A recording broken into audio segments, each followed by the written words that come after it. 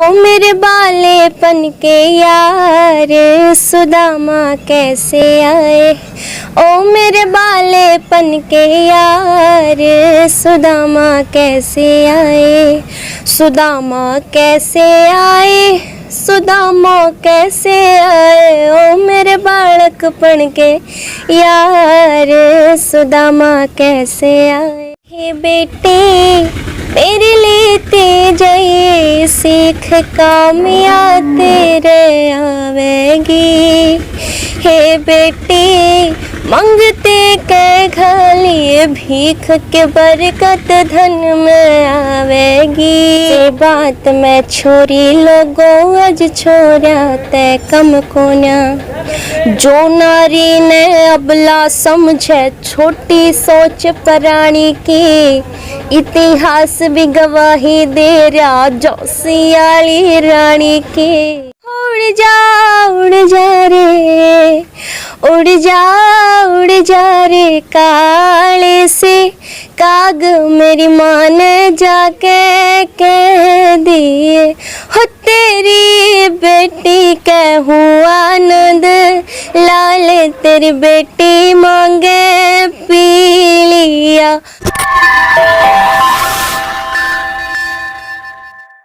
नमस्कार दोस्तों, आप देख रहे हैं अनमोल हरियाणा प्रदेश की धड़कन। आज हम पहुंचे हैं हरियाणा की मशहूर गायिका 12-13 साल की उम्र में ही जिनको सिंगिंग का शौक लग गया था। आज हमारी टीम ईशा पांचाल के पास में पहुंचे हैं। चलिए, वैसे तो ईशा पांचाल परिचय की मोहताज नहीं है, फिर भी हम इनसे आपकी मुलाकात कराते हैं। सबसे पहले तो हमारे यूट्यूब चैनल अनमोल हरियाणा में आपका स्वागत है। सभी को प्रणाम। अनमोल हरियाणा के सभी दर्शकों को और मेरे दर्शकों को, पूरे भारतवर्ष को मेरा आप हाथ जोड़कर प्रणाम। हम ईशा पांचाल की टीम के साथ में हमारे साथ में एक बहन और मौजूद है। चलिए हम इस बहन से आपकी मुलाकात कराते हैं। नमस्कार पूरे देश को, अनमोल हरियाणा के दर्शकों को मेरा हार्दिक। सबसे पहले हमारी टीम पूछना चाहेगी, आप ईशा पांचाल की टीम से जुड़े हुए हैं, सबसे पहले आप अपने नाम के साथ में हमारी दर्शकों को अपना परिचय दो। अनु सिंह। अनु सिंह। आपको सिंगिंग के कितने समय हो गए? मुझे ईशा के साथ 4 साल हो गए। चलिए हम ईशा के साथ में क्वेश्चन करते हैं कुछ। ईशा ने कब से सिंगिंग का शौक लगा और किसको देखकर लगा? चलिए हम इनसे बात करते हैं। तो ईशा बहन, आपको सिंगिंग का शौक कब से लगा? शौक तो नहीं कह सकती मैं छोटी सी उम्र में गुरुकुल में पढ़ने के लिए चली गई। अच्छा जी। तो वहाँ पे बहुत सारी एक्टिविटीज़ होती हैं। बच्चा एक क्रिएटिव चीज़ को देखता है तो उसकी तरफ ऑब्वियसली वो रुझान बनता है उसका। बिल्कुल। तो वहाँ पे विशेष योगा, बहुत सारी एक्टिविटीज़ होती रहती थी। तो मेरा बस वैसे ही कुदरत की देन हुई या भगवान की कृपा लगा लीजिए।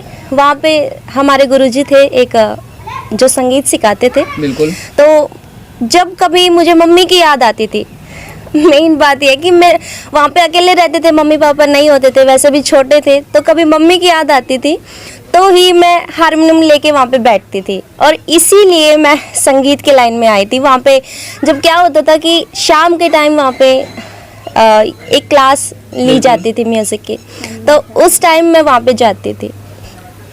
जैसे कि ईशा पांचाल को सब लोग जानते हैं, हरियाणा में ही नहीं, यूपी, राजस्थान और बाकी अदर स्टेट के लोग भी, काफ़ी लोग ईशा पांचाल को जानते हैं। लेकिन फिर भी ईशा पांचाल के बारे में जानना चाहते हैं कि ईशा पांचाल कहाँ पर रहती है, कौन सा गांव पड़ता है? सर, मेरा गांव पड़ता है रोहतक और गोहाना के बीच, रुखी गांव मेरा पड़ता है। डिस्ट्रिक्ट मेरा सोनीपत है और राज्य मेरा हरियाणा है। तो जैसे लोग आपको ईशा पांचाल के नाम से जानते हैं, कब से लोग आपको ईशा पांचाल के नाम से जानना चाहते हैं? ऐसा कौन सा सॉन्ग, कौन सा भजन आया आपको जिसको पूरे हरियाणा के अंदर ईशा पांचाल के रूप में एक अलग सी पहचान दी? वैसे तो हमारा बता मेरे यार सुदामा किसी परिचय का मोहताज नहीं है। सभी दर्शकों ने, पूरे भारत देश ने, बल्कि देश विदेशों ने हमें बहुत प्यार दिया है उस भजन में। उसके बाद एक अलग से टीम हमारी जैसे भी हुई, तो उसके बाद ही मैंने अपनी टीम को संभाला। और उसी के बाद हमारा फर्स्ट सॉन्ग था कि ओ मेरे बालेपन के यार सुदामा कैसे आए। जो आपका पहला सॉन्ग था, ओ मेरे बालेपन के यार सुदामा। हाँ जी। हमारे दर्शक उसकी 2 लाइन सुनना चाहते हैं। बिल्कुल। ओ मेरे बालेपन के यार सुदामा कैसे आए, ओ मेरे बालेपन के यार सुदामा कैसे आए, सुदामा कैसे आए, सुदामा कैसे आए, ओ मेरे बालकपन के यार सुदामा कैसे आए। बहुत बढ़िया जी। ईशा जी, आपका दूसरा भजन कौन सा था? मेरा दूसरा भजन हमारी हरियाणा की संस्कृति को रिप्रेजेंट करता है, उड़जा काले काग। बहुत ही प्यारा भजन है और सभी मेरे हरियाणा वासियों ने भारतवर्ष में उसे सुना गया है, पसंद किया गया। वो है उड़ जा रे, उड़ जा रे काले से काग, मेरी माँ ने जाके कह दिए, हो तेरी बेटी कहूँ आनंद लाल, तेरी बेटी मांगे पी लिया, उड़ जा रे। जब आपने पहला प्रोग्राम करा, कौन सी जगह पहला प्रोग्राम कराया था आपने? हमारा फर्स्ट प्रोग्राम MDU में हुआ था, टैगोर ऑडिटोरियम में। जहाँ पर कोई भी बंदा अगर किसी भी फील्ड में पहला प्रोग्राम जाता है या खेलने के लिए अगर बंदा जाता है, कई बार क्या अगर दर्शक हम जितनी उम्मीद रखते हैं कि 500 आदमी पाएंगे, अगर उससे ज़्यादा 1000-2000 बंदे दर्शक पाए जाते हैं वहाँ पर, तो हमारी बंदे क्या है, थोड़ा भीतर लम्हा वैसा महसूस हो है, डर हो जब आप पहली बार किसी स्टेज पर चढ़ा हैं, तो आपने कैसा महसूस किया जी पहली बार स्टेज पर चढ़े इतने लोगों के सामने? सर डर तो नहीं होता, लेकिन एक कलाकार के अंदर क्या होता है कि उसके अंदर बहुत सारा जुनून आ जाता है, एक प्रकार से शक्ति कह लीजिए। वो घबराता नहीं है, बल्कि उसे खुशी होती है कि देखो भाई इतने सारे लोग हमारे लिए बैठे हैं, हमें सुनने के लिए बैठे हैं और हमारी प्रशंसा के लिए बैठे हैं। तो जब मेरा पहला प्रोग्राम हुआ था तो वहाँ पे जैसे सांस्कृतिक प्रोग्राम था, वहाँ पे हमारे राजनीतिक कुछ मंत्री जी भी आए हुए थे, तो बहुत ही प्यारा और बहुत ही अच्छा पहला मेरा प्रोग्राम गया था और बहुत अच्छा लगता है जब हम अपने सामने जनता को देखते हैं और दिल में एक अलग सी खुशी महसूस होती है। बिल्कुल, जैसे मैंने एक भजन सुना था आपके, इसमें भजन था बंदे क्या कि करम रोड बता क्यों छाती ताना है। वो काफ़ी सुपरहिट भजन है और काफ़ी अच्छा लगा मेरे को भी। लेकिन एक अंकित शर्मा नाम का लड़का है, मेरे हिसाब से अंकित शर्मा ही है ना वो, उसने भी वो गाया हुआ था बालाजी म्यूजिक चैनल पे मेरे हिसाब से, बालाजी पे। लेकिन उसने जो राइटर का लास्ट की जो लाइनें होती है, राइटर का नाम लिया हुआ है, तो इसका मेन राइटर हम किसको माने?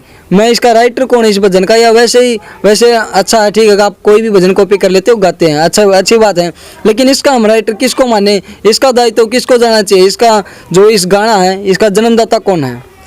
रामधन गोस्वामी जी हैं, अच्छा। जींद से हैं, बहुत ही अच्छे कलाकार हैं, उन्होंने इसको लिखा है। बिल्कुल। तो मैं पूछना चाहूँगा, आपने कौन से राइटर की रचनाएं लिखी हुई है, आपने गाई है? देखिए अब ऐसे तो ध्यान नहीं है कि किस किस की गाई है, लेकिन सबसे ज़्यादा जो बहुत ही मैं ना पता है, हम जो संगीत अपनी संस्कृति को रिप्रेजेंट करते हैं वो हम फोक उठाते हैं। उसमें कुछ एक आध ऐसे होते हैं कि जिसके राइटर ही नहीं पता नहीं होते। बिल्कुल, फोक का क्या मतलब है? हमारा हरियाणा की जो संस्कृति है, जो दबी हुई संस्कृति है, उसको उठाना। हाँ जी, तो हम जो भी कुछों का नहीं पता होता है कि कुछ सॉन्ग किसके लिखे हुए हैं या किसके नहीं हैं। कुछों का अगर कुछ सॉन्ग्स हम गा देते हैं तो फिर उसका बाद में पता चलता है कि बेटा ये आपने उस सिंगर का गाया है, आपने नाम नहीं दिया है, इसको नाम दो, तो फिर हम उसको नाम भी देते हैं। हमारे काफ़ी दर्शक ऐसे हैं, काफ़ी जगह से फ़ोन आए थे कि ईशा पांचाल का इंटरव्यू लेकर आओ, तभी मैं आया। काफ़ी दर्शक है जो आपसे मिलने की इच्छा रखते हैं और आपको स्पेशल किसी न किसी प्रोग्राम में इनवाइट करना चाहते हैं। लेकिन सबसे पहले वो पूछना चाहेंगे कि आप खाने में क्या पसंद करते हो? खाने में देखो, मेरी दादी अब नहीं है, बिल्कुल, पिछले साल ही उनकी डेथ हो गई। वो मेरे लिए चूरमा ही बनाती थी। चूरमा मुझे बहुत पसंद है और टिंडी घी जिसको बोलते हैं, जानते होंगे आप, हरियाणा में जो भैंस का घी होता है उसको टिंडी घी बोलते हैं, वो और लस्सी दूध सब अच्छे लगते हैं। क्या जो जिसका फैन हो ना वो उसने सोचा अगर वह चीज़ अगर हम गिफ्ट दे दिया ना काफ़ी अच्छा रहेगा, बंदा भी खुश होएगा। तो आप क्या पढ़ना पसंद करती हो? मैं एक ड्रेस कोड या फिर कुछ भी कोई बंदा आपको साड़ी गिफ्ट कर दे तो उसको आप यूज नहीं कर सकती? देखो भाई, मैं हर तरह की चीज़ डाल लेती हूँ, कोई मेन चीज़ नहीं है कि भाई पैंट शर्ट ही पहनने हैं या सूट ही पहनने हैं या भाई कोट वगैरह ही डालने हैं, हर चीज़ की पहन लेती हूँ मैं। जैसे आपने कोई, ये जो सरकार है बेटी बचाओ बेटी पढ़ाओ के नारे पर काफ़ी जोर दे रखा है इस सरकार ने, क्या आपने भी कोई हमारी बेटियों के ऊपर कोई ऐसी रचना रची है? बिल्कुल, बहुत सारे सॉन्ग्स हैं जो बेटियों को एक ताकत देने की या उनको उनके अंदर शक्ति भरने की। बिल्कुल। देखिए क्या होता है कि गाँव में अधिकतर ये बातें होती बिल्कुल। हैं कि लड़कियों को दबाया जाता है। बिल्कुल दबाया जाता है। हाँ जी, तो इसलिए हम लड़की हैं तो हमारा दायित्व भी बनता है कि हम लड़कियों के प्रति कुछ बिल्कुल। रचनाएं बनाएं जिससे उनके अंदर हौसला बने, बिल्कुल। ताकत बने। हाँ जी, बहुत सारे। तो आपने कौन सी रचना करके आपने, या कोई पहले की रचना हुई हुई आपने उसको लोगों के सामने प्रस्तुत किया हो? हाँ जी, एक रचना मैं रखना चाहूँगी आपके चैनल के माध्यम से। जो गर्भ में छोरी मार रहे, जो गर्भ में छोरी मार रहे, कति उनके हया शर्म को न्या,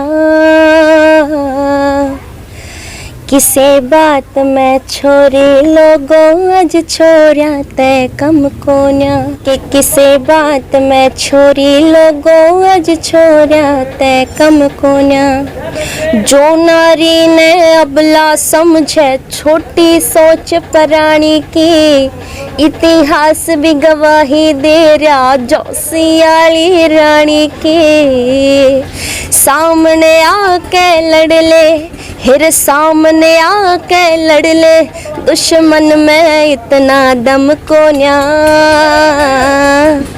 किसे बात में छोरी लोगों आज छोरिया ते कम को न्या, किसे बात में छोरी लोगों आज छोरिया ते कम को न्या।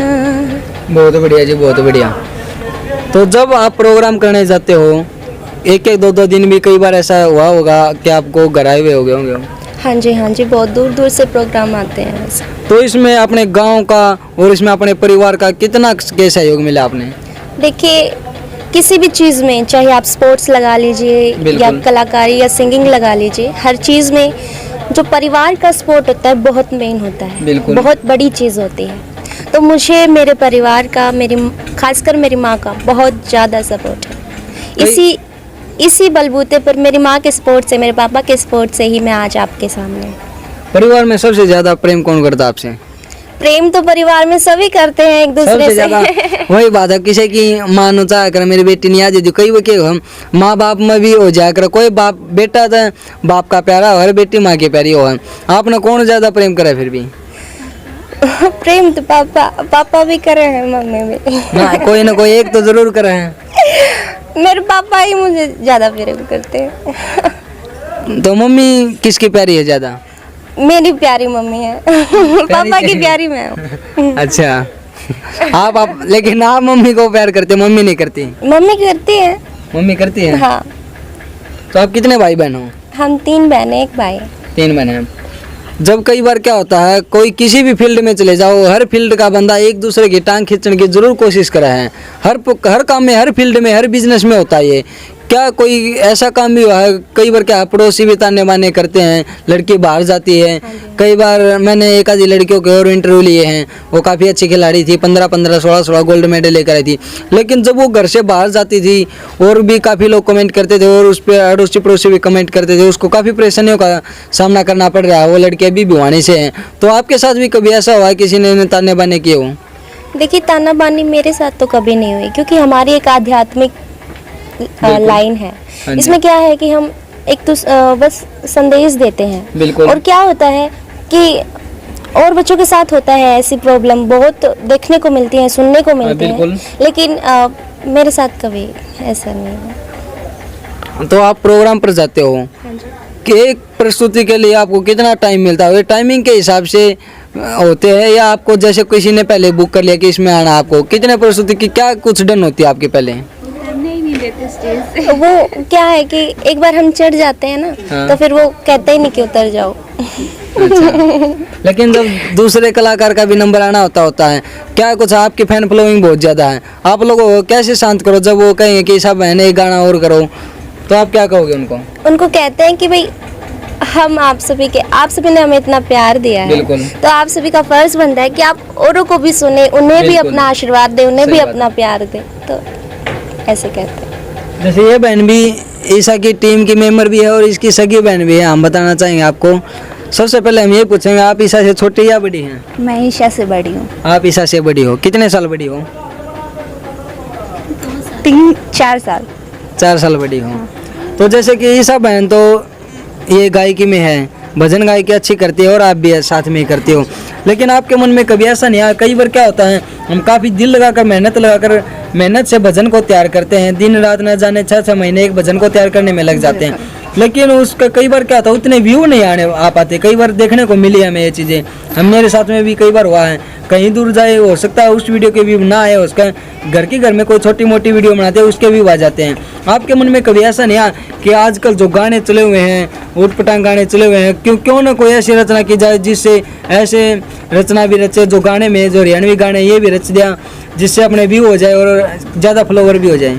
नहीं, देखो ऐसी तो कभी मेरे मन में तो कभी आज तक आई नहीं, क्योंकि मैं लिखती भी हूँ और मैंने आज तक जितना भी लिखा है वो सिर्फ हमारे हरियाणा की या हमारे समाज को, बेटियों को, या मतलब किसी भी विषय पर लिखा है तो ऐसा ही लिखा है जो संदेश दे अच्छाई के प्रति, ना कि बुराई के प्रति। मैंने नशे के ऊपर लिखा है, मैंने बेटे के ऊपर भी लिखा है, बेटियों के ऊपर भी लिखा है और अपने फौजियों के लिए भी लिखा है। बिल्कुल। और समाज में अनेक जो हम अपनी चारों तरफ कुरीतियाँ देखते हैं उनके ऊपर भी लिखा है। तो मैंने आज तक मेरे मन में तो ऐसा विचार कभी नहीं आया कि हम ऐसे फूहड़पन गाने गाएं या उसके लिए पैसों के लिए या व्यूज के लिए ऐसा कुछ करें, ऐसा आज तक मैंने। जैसे कई बार देखने को मिला छोटे 10-10, 12-12 साल के बच्चे भी हमने देखे हैं नशे की आदत लगी हुई है, तो नशे के ऊपर आपने कौन सी रचना रची? नशे के ऊपर मैंने एक हरियाणवी तौर पर ही लिखी थी, मतलब अपनी लैंग्वेज में ही लिखी है मैंने। बिल्कुल। वैसे शायरियाँ लिखी हैं वो मैं उर्दू में लिखती हूँ। और जो उर्दू आती है आपको? नहीं, उर्दू आती तो नहीं, लेकिन मैं राहत इंदौरी सर को ज़्यादा सुनती हूँ, वो उर्दू में ज़्यादा लिखते हैं तो उनको देख के मैं उर्दू बोल लेती हूँ। मतलब वो जो वर्डिंग होती है उनकी समझ हो जाती है कि वो किस विषय पे बोल रहे हैं, तो उनको देख के ही लिखा मैंने उर्दू। तो आपकी एक शायरी हमारे दर्शक भी सुनना चाहेंगे? हमारी शायरी जो आपकी सबसे सुपर डुपर रही है? अभी तक मैंने नेट पे नहीं डाली है। तो नेट पे पहली बार ये भी एक धमाका होगा हमारे अनमोल हरियाणा चैनल पर। आपकी पहली शायरी की हमारा सौभाग्य मानूंगा कि हमारे चैनल के ऊपर आएगी। मैं अपनी शायरी लिखती जो मैंने स्टार्टिंग में लिखी थी वो तो मैं आपको नहीं सुना सकती, वो थोड़ी सी क्यों? मतलब सुना भी सकती हूँ लेकिन वो थोड़ी सी संदेश वाली नहीं है। कई बार क्या है, जैसे हमारे कलानौर साइड में है प्रियंका मेहरा, काफ़ी अच्छी शायरी करती है, उसके भी काफ़ी चली हुई है, लेकिन हो सकता है कोई जोक वगैरह या लव स्टोरी टाइप में कुछ भी हो, हमारे दर्शक आपकी शायरी सुनना बहुत पसंद करते हैं। तो मेरी पहली शायरी तो ये थी, हाँ, कि तेरे इश्क में जा फना कर देंगे, कि तेरे इश्क में जा फना कर देंगे, आगे तुम बना लेना, हम तो ये लाइन भी तेरे ना कर देंगे। वाह क्या बात है, बहुत बढ़िया। तो वही बात का अगर बोला जोड़ा तो होना ही चाहिए, तो जोड़ा तो करो। कि जिंदगी के सफ़र में यार बहुत मिलते हैं, कि जिंदगी के सफ़र में यार बहुत मिलते हैं, अपनाने लग जाओ तो दिलदार बहुत मिलते हैं, वफादार वही मिला करते हैं जनाब, वफादार वही मिला करते हैं जनाब, जिनकी अदाओं में भी संस्कार मिलते हैं, जिनकी अदाओं में भी संस्कार मिलते हैं। वाह जी क्या बात है, बहुत बढ़िया। अनमोल हरियाणा की टीम आज सोनीपत जिले के रुखी गांव में पहुंची है और अनमोल हरियाणा टीम की हमेशा से ही यही कोशिश रहती है कि हमारी जो नारी शक्ति है इसको आगे लेकर चलो। नारी शक्ति के लिए जो जितना हो सके हमारी टीम उतना करने के लिए तैयार है। तो इसी कड़ी को ध्यान में रखते हुए हमारी अनमोल हरियाणा की टीम आज इन दोनों बहनों को मेडल पहनाकर सबसे पहले तो हम इनका स्वागत करते हैं।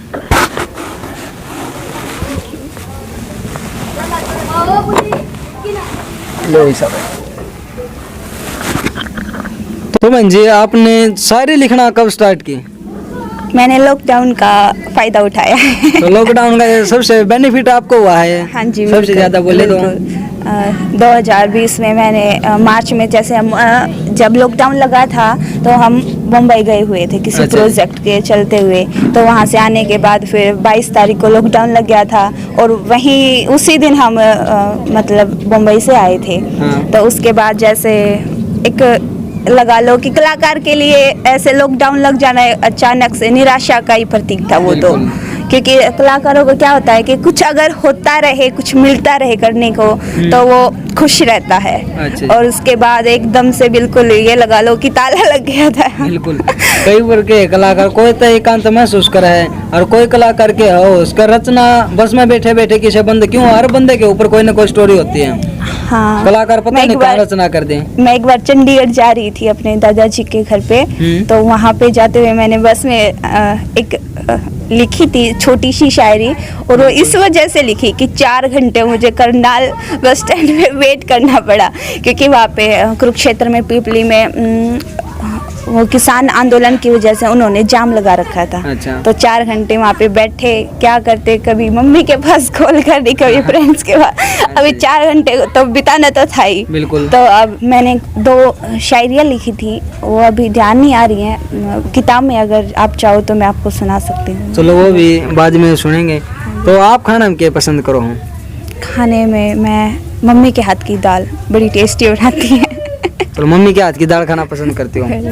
अगर दाल कोई रोटी। और आपको इनवाइट करे तो वहाँ तो आपकी मम्मी नहीं पाएगी।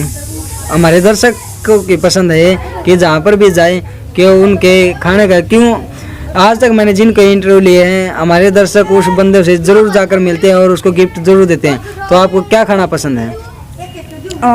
जो वो अपनी इच्छा से प्यार से मुझे दें। चलो काफ़ी अच्छा है। तो आपने कौन सा सॉन्ग, या दोनों बहनों साथ में ही करते हो या कभी आपने भी अलग से गाया है कोई सॉन्ग? नहीं, मैंने अलग से तो नहीं गाया, लेकिन ईशा के साथ काफ़ी सारे गाए। जैसे हमारा हरियाणा का प्रोजेक्ट था रोड सेफ्टी का, रोड तो सेफ्टी का। उसमें पूरी टीम ने अपनी अलग अलग आवाज़ थी, उसमें मैंने अलग किया है। अदरवाइज तो अभी तक मैंने अलग नहीं किया। उसमें अलग क्या किया आपने? उसमें जैसे ये लाइन थी, जबरा करो सिंह पे सब नर ध्यान धरना चाहिए, जबरा करो सिंह पे सब नर ध्यान धरना चाहिए, जिंदगी की या बार बार ना मिलती भिक्षा, सड़क सुरक्षा में है सबकी जीवन रक्षा, सड़क सुरक्षा में है सबकी जीवन रक्षा। इसको शुरू से मैं सुनाती हूँ ताकि शुरू से। चलो ईसा बहन से सुनते हैं हम, जो रोड सेफ्टी के ऊपर जो इनको ने भजन बोले या सॉन्ग बोले, कुछ भी भजन ही बोलेंगे, क्यों लोगों को एक संदेश दे रही है अभी। तो इसके माध्यम से, सड़क सुरक्षा के माध्यम से जो ये इनका संदेश है, ये आप लोगों को सुनाते हैं। देखिए, सड़क सुरक्षा एक बहुत ही महत्वपूर्ण चीज़ मान लीजिए बिल्कुल जी। हमारे लिए, कि हम आए दिन सुनते हैं वहाँ एक्सीडेंट हो रहा हाँ है जी। या फिर वहाँ पे गाड़ी पलट गई, तो बिल्कुल। ये सब चीज़ें बहुत खतरनाक होती हैं, बिल्कुल। क्योंकि ये एक साथ बहुत सारी चीज़ों को खराब करते हैं। बिल्कुल। कितने बहुत सारे आदमी मतलब उनको चोट लग जाते हैं, गाड़ी खराब हो जाते हैं, या फिर पता नहीं बहुत नुकसान होता है इन चीज़ों में। बिल्कुल। अगर हम अपनी ओर से सारी सावधानियों का पालन करें तो ऐसा नहीं होगा। बिल्कुल। कंट्रोल करके चलें, हर नियम को, हर कानून का पालन करें। अब रेड लाइट है तो हम वहाँ पे रुके, या फिर जो भी कानून होते हैं उनका पालन करें, तो ये बहुत कम किए जा सकते हैं। बिल्कुल। देखिए, ख़त्म तो मैं नहीं कह सकती, लेकिन कम हो सकते हैं। तो स्टार्टिंग की कुछ मैं बताना चाहूँगी।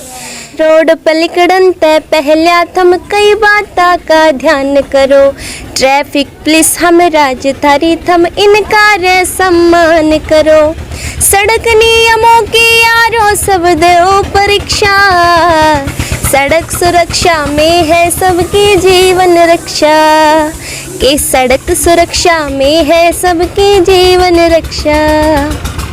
तो अपना परिवार में सिंगिंग आप ही करते हो या कोई आपसे पहले? कई बार के है पीढ़ी दर पीढ़ी एक चीज चलती आओ है, तो आपके परिवार में आपसे पहले भी कोई सिंगिंग किया करता? नहीं, कोई नहीं करता था। तो कई बार के आप कोई भी नया बिजनेस या कुछ भी शुरुआत करा, लोगों को यार यो के छेड़ लिया, मैंने भी अगर चैनल बना लोगों का दिया, चैनल देश के हो रहे हैं, या आप कोई भी काम शुरू करा तो लोगों का कमेंट आओ है यो क्या कर दिया यार। चाहे कोई आप ट्यूशन पढ़ाने लग जाए, फिर भी इनको यार घर घर मास्टर हो रहे हैं आजकल। तो कभी आपके बारे में भी ऐसी बात सुनने को मिली? देखिए, हमारी जो शुरुआत हुई थी बता मेरे यार सुदामा से, बिल्कुल मेरी तो लाइन गुरुकुल तक ही सीमित थी वैसे तो। जैसे कि वहाँ पे हम बहादुरगढ़ था मेरा गुरुकुल, बिल्कुल तो जैसे हम यहाँ पे आए घर पे, तो यहाँ पे पास में एक सांगी स्कूल पड़ता है, बिल्कुल मॉडल स्कूल है, यहाँ के आसपास का सबसे बेस्ट और बहुत अच्छा स्कूल है। तो वहाँ पे जैसे वही मेरी एक टीम की मेंबर है मुस्कान, बिल्कुल उसने पहली बार मुझे लेकर गई थी। वो हमारे गुरुजी हैं जिन्होंने सॉन्ग को बनाया है, हमारे बता मेरे यार सुदामा को, सोमेश जांगड़ा जी। तो उनके द्वारा ही मैं इस टीम में एंटर किया था। तो उसके बाद सर का माइंड किया, या फिर भाई उनको लगा कि एक सॉन्ग रिकॉर्ड करना चाहिए। उसके बाद सुदामा सॉन्ग को रिकॉर्ड किया, और उसी के बाद हमारी जो शुरुआत हुई सुदामा सॉन्ग से ही। तो शुरुआती दौर में आपको किस किस का सहयोग मिला? हम बात करेंगे सरकार की तरफ से, क्या कोई मंत्री वगैरह सरकार की तरफ से जो बेटी बचाओ बेटी पढ़ाओ किनारे कितना के सहयोग मिलने लग रहा है हमारी बेटियों को इस सरकार में? सरकार की तरफ से प्रोग्राम्स तो आते रहते हैं वैसे, बिल्कुल, लेकिन एक कलाकार को देखिए, मैं अपनी बात नहीं कर रही हूँ, लेकिन एक कलाकार को, जैसे हमारे हरियाणा की देखिए संस्कृति को आजकल देश विदेशों में जाना पहचाना जाता है। एक अलग से पहचान हमारे हरियाणा को आज मिल चुकी है। बिल्कुल किसी को ये बताने की ज़रूरत नहीं कि हम हरियाणा से हैं, वो ओबियसली उसको हमारी टोन से ही पता चल जाएगा, पक्का हरियाणा का होगा। तो अपनी कई बच्चे है, आप दिल्ली यूपी में भी कई प्रोग्राम करने जाओ, हाँ जी, अपना हरियाणा वाला एक के बाद मुंह तक काटेगा, सुनो भी अपने पक्का हरियाणा का है। हाँ। तो आप भी वहाँ पर जाओ ऐसी कि कई बार के अपन ऊँ का मुड़ू बेशक बोल देंगे हो, लेकिन अपनी भाषा सबसे अलग है, काफी पसंद भी करे हैं, काफी जगह के लोग हैं, कई हरियाणवी सीखना चाहो वहाँ लोग हरियाणवी भी। आप ऐसी क्या बात बोलते हो जो लोग नहीं पता और लोग आपकी बात सुनना चाहो, और स्टेज पे हरियाणवी सबसे अलग बोलते हो आप? देखिए, ज़्यादातर बोलने में यूज़ तो नहीं करते हैं, क्योंकि हम जो भी बोलते हैं ये हमारा ये होता है कि भाई सभी को समझ में आना चाहिए। बिल्कुल। और हरियाणवी जो हमारी टोन है वो एक लठमार बोली है, बिल्कुल, कोई शक की बात नहीं है। तो एक लठमार बोली है, इसका यूज़ वैसे तो बहुत, देखिए आजकल कोई भी ये नहीं कहेगा कि हमें हरियाणवी पसंद नहीं है। बिल्कुल, सभी को अपनी बोली पसंद होती है, और हमारी हरियाणा की बोली को तो बहुत ही पसंद किया जाता है आज के टाइम में। बिल्कुल, हाँ जी। जैसे हर आदमी अपनी संस्कृति को, जैसे अमेरिका के लोग अमेरिकन संस्कृति को आगे लेकर चलना चाहते हैं, लेकिन हमारे आज भी कुछ लड़के ऐसे हैं जो पंजाबी सॉन्ग सुनना पसंद करते हैं या पंजाबी सिंगिंग करते हैं। आप उनके बारे में क्या करना चाहती हो? देखिए, वो तो अपनी अपनी पसंद होती है, लेकिन अब ये बात कहना अच्छा नहीं लगता कि वो पंजाबी को ही सुनते हैं, अब वो हरियाणवी को भी सुनते हैं। अच्छा जी। हरियाणा ने एक अपनी अलग पहचान बना ली है, अब उसे किसी पहचान की ज़रूरत नहीं है, क्योंकि जो हमारे हरियाणा के कलाकार हैं वो, और एक और बड़ी बात, हरियाणा के जो खिलाड़ी हैं उनका तो कहना ही क्या, उनको तो मैं दिल से प्रणाम करती हूँ, उनके माता पिता को और उनको, कि उन्होंने हमारे हरियाणा का और पूरे देश विदेश का बहुत हमारे हरियाणा को पहुंचाया है वहाँ तक।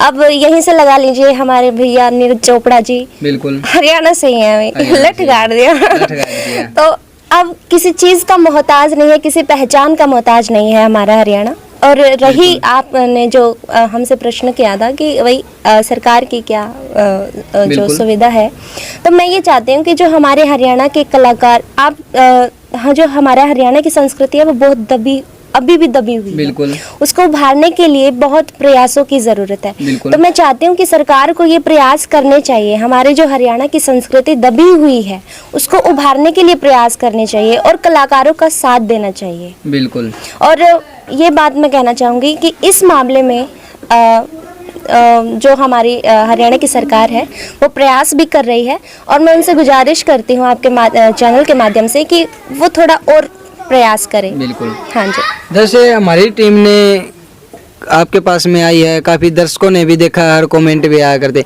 कि आप जो है शुरुआत में जो आपका 1-2 सॉन्ग, मेरे हिसाब से एक आया था, 2 सॉन्ग आए थे आपके, विधि देशवाल के साथ में आए थे। तो विधि देशवाल आपकी टीम से अलग हो गई। विधि देशवाल के अब जो भी सॉन्ग, जो भी भजन हम देखते हैं वो उनके अकेले के आते हैं या रामधन जी के साथ में आते हैं, लेकिन आपकी टीम अब भी 4-5 जितनी लड़कियां हैं आपकी टीम में एकता है, अब भी एकता है, लेकिन वो जो अलग गई आपकी टीम से, इसके पीछे क्या राज छुपा हुआ? हमारी जो दर्शक जानना चाहते हैं इस बात को कि विधि देशवाल सबसे अलग क्यों है? देखिए राज तो कुछ नहीं है। आज भी हम साथ में, मेरे पास में ही गाँव है वेदिका, और बिल्कुल। पीछे हमारे साथ में प्रोग्राम भी होते हैं, कोई ऐसी बात नहीं है। बस बात ये थी कि उस टाइम पे जो उसने एक म्यूजिक सब्जेक्ट चूज करना था, इसलिए उसने स्कूल चेंज किया, तो फिर साथ भी छूट गया भाई। अगर साथ छूटता है तो आप प्रोग्राम पर तो इकट्ठे दिखने चाहिए। तो अब प्रोग्राम वो अलग से काम कर रही है, वो अपना अलग से अपने संदेशों को पहुंचाती है जनता तक, हमें बहुत खुशी है, बड़ा अच्छा काम कर रही है। चलो अच्छी बात। तो आपका आगे का क्या प्रोजेक्ट है?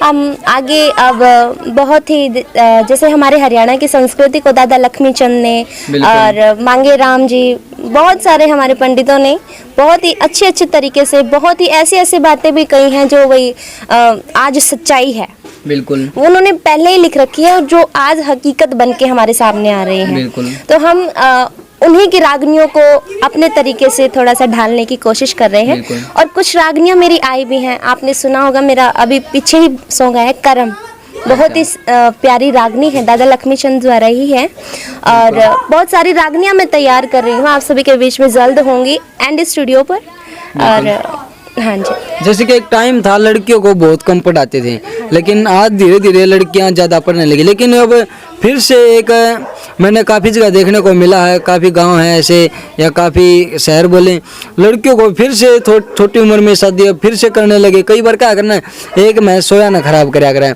तो कई बार क्या आजकल जो है लड़कियां जो है घर वाले लड़कियों के एक भरोसे पर घर से बाहर निकालते हैं, लेकिन ये सोशल मीडिया पर बात करने की नहीं है, लेकिन मैं फिर भी लोगों के सामने प्रस्तुत कर रहा हूँ कि आजकल जो गर्लफ्रेंड बॉयफ्रेंड और जो लव मैरिज का सिस्टम चला हुआ है, इससे काफ़ी लोगों हैं जो अपनी बेटियों की कम उम्र में शादी कर देते हैं, दोबारा फिर से इसी डर से क्यों हमारी लड़की कोई गलत कदम न उठा ले। ऐसे लड़के लड़कियों के लिए आप क्या संदेश देना चाहोगे? देखिए संदेश ये है कि दोस्ती करनी अच्छी बात है, कोई दो राय नहीं है। बिल्कुल दोस्ती करे, लेकिन दोस्ती भी एक लिमिट की होती है। बिल्कुल सही बात आपकी। और ये पेरेंट्स का जो आपने चिंता जाहिर की है, ये बिल्कुल मुलाजिम है। बिल्कुल देखिए माँ बाप लड़की को घर से बाहर एक विश्वास पे, एक भरोसे पर ही भेजता है, ताकि वो क्यों भेजता है कि ताकि मेरी बच्ची भी आगे बढ़े। बिल्कुल वो और बच्चों की तरफ ऐसे ना देखे कि भाई कि ये तो आगे बढ़ रही है, मेरे को जाने नहीं देते हैं पापा। अब आजकल माँ बाप की सोच बदल रही है, तो बच्चों को भी देखना चाहिए कि हम अपने माँ बाप के भरोसे को, विश्वास को डगमगाने ना दें, उसको तोड़े ना।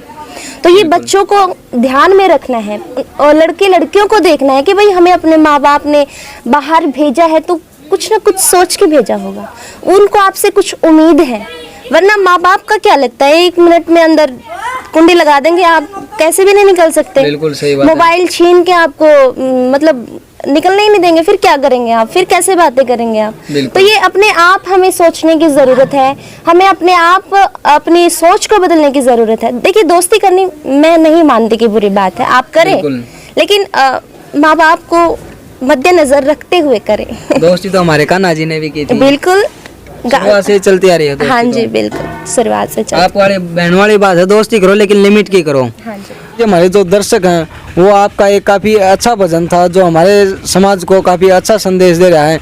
हे बेटी ये लेती जाइए सीख, ऐसा कोई भजन था, हमारे दर्शक सुनना चाहते हैं आपके इस भजन को। बिल्कुल।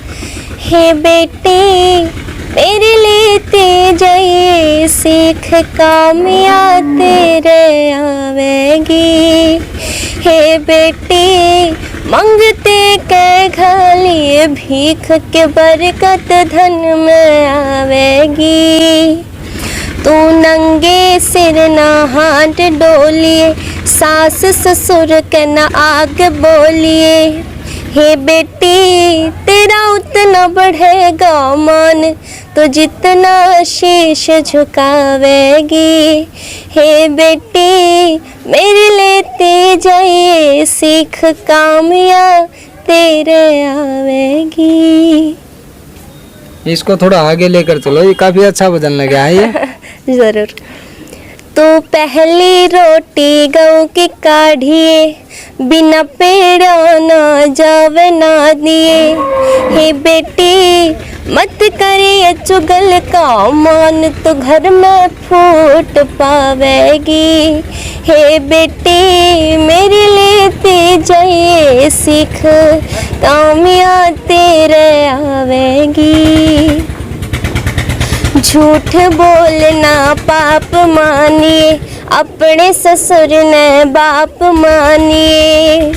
हे बेटी ननदी न समझिए बाणव तेरा मान बढ़ावेगी। हे बेटी मेरे लेते जाइए सीख कामयाब तेरे आवेगी। बहुत बढ़िया। तो ईसा बहन, आपका हरियाणवी इंडस्ट्री में सबसे ज़्यादा किस कलाकार को पसंद करती हो? सभी पसंद है मुझे। एक फेवरेट होता है, एक फेवरेट बताओ अपना।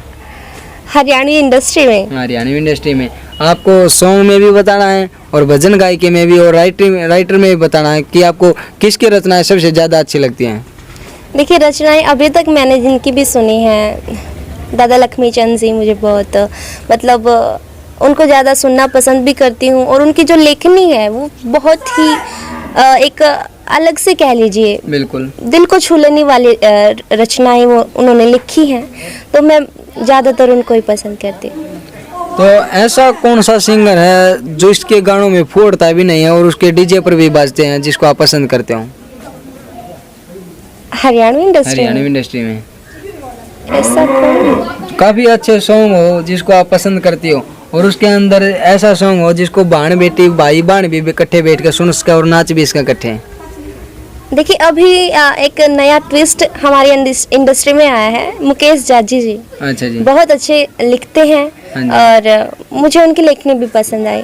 मुकेश दास जी का कौन सा सॉन्ग आपको अच्छा लगा?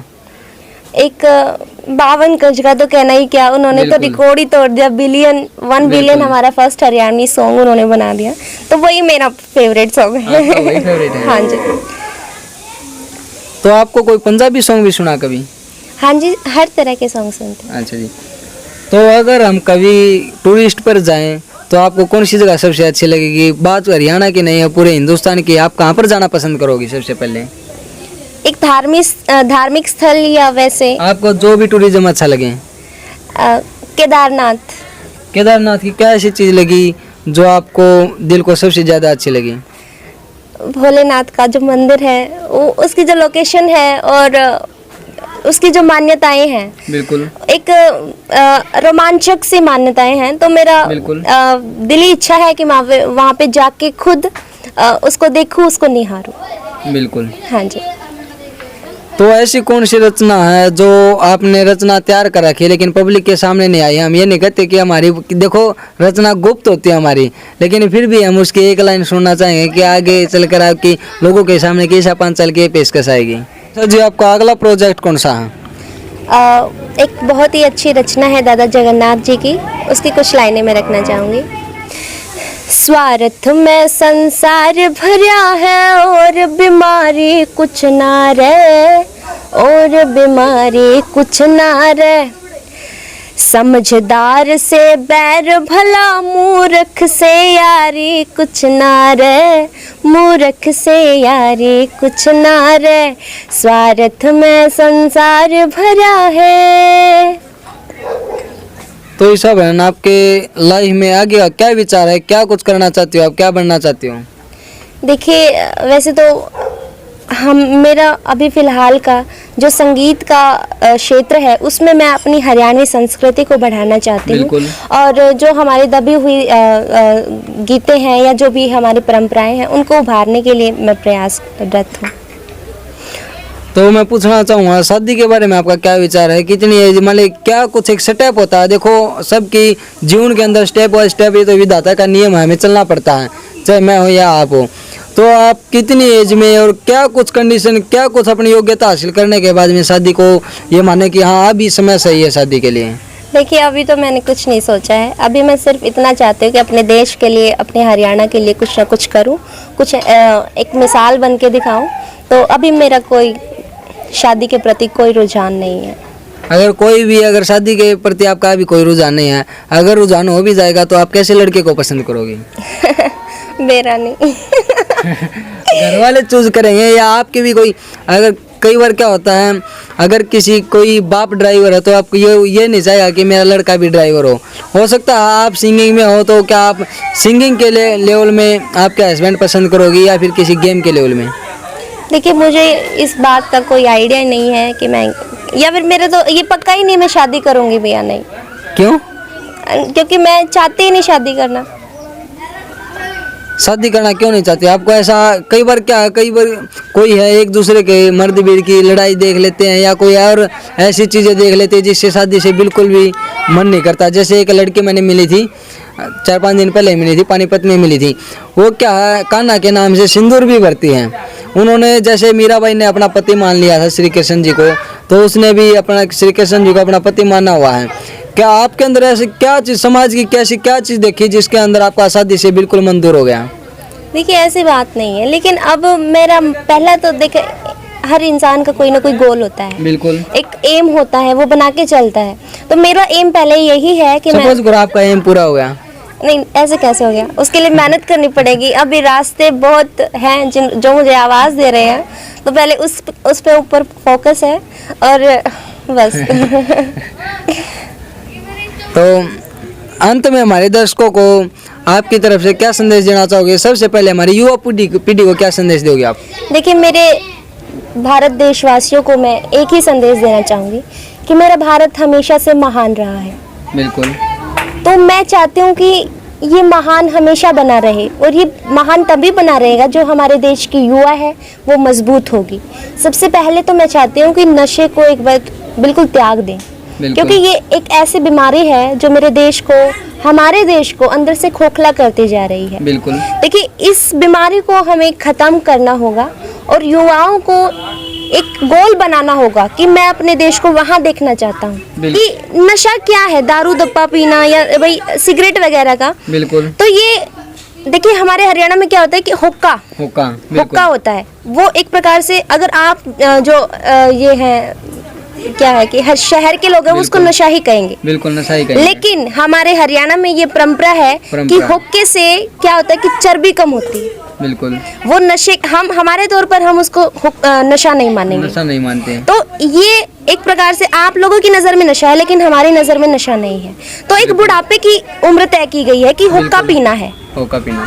तो ये जब आप बूढ़े हो जाओगे तो हुक्का पी लेना, यही नशा है, यही नशा कर लेना। एक नशा होता है काम का, जुनून का। बिल्कुल। वो नशा करें आप अपने देश को, अपने भारत को ऊपर उठाने के लिए, हमारी संस्कृति को ऊपर उठाने के लिए वो नशा करें आप। मैं आपको ये सजेस्ट करती हूँ कि आप एक चीज़ का नशा करिए, आप उसमें ज़रूर पार होंगे। अगर आप स्पोर्ट्स में जाना चाहते हैं तो आप एक बार उसका नशा करके देखें। आप एक बार दारू का नशा करते हैं, आप एक बार किसी खेल का नशा करके देखिए, माँ कसम आप उसमें पार होगे। बिल्कुल सही बात है। हाँ जी।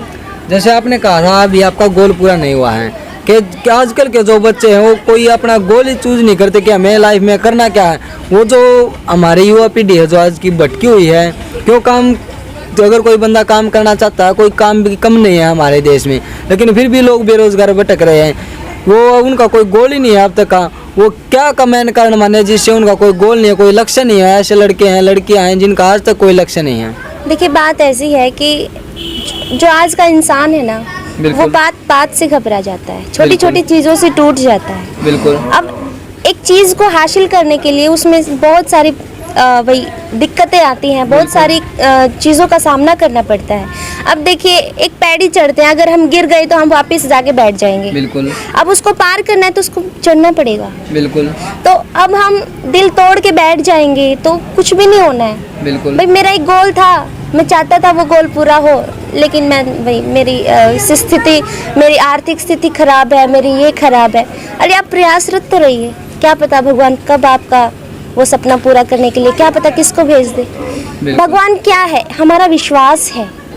आप एक काम के प्रति विश्वास रखेंगे तो वो नहीं, इंसान के रूप में वो आपको एक मदद के रूप में आपके लिए भेजेगा वो। बिल्कुल।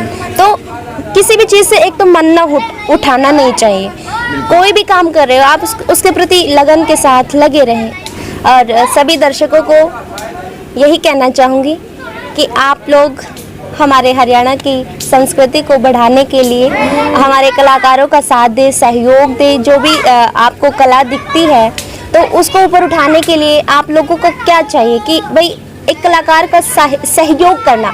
कोई किसी रूप में अपना कार्य कर रहा है, कोई किसी रूप में, आप लोग उनको सहयोग करें।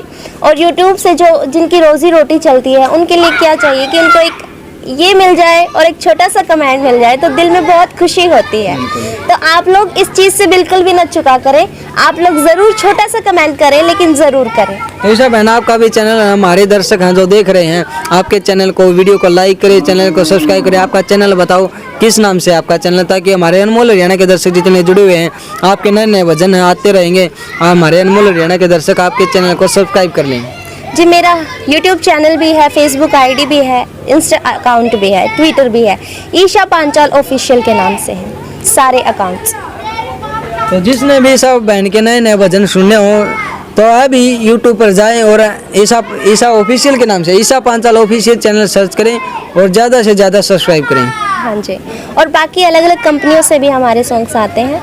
जैसे अब फिलहाल मेरे एंडी स्टूडियो पे आ रहे हैं, आप वहाँ पे भी जाके मेरे सॉन्ग सुन सकते हैं। तो ईशा बहन, हमारे दर्शकों को अनमोल हरियाणा चैनल के ऊपर भी 2 लाइनें बताओ।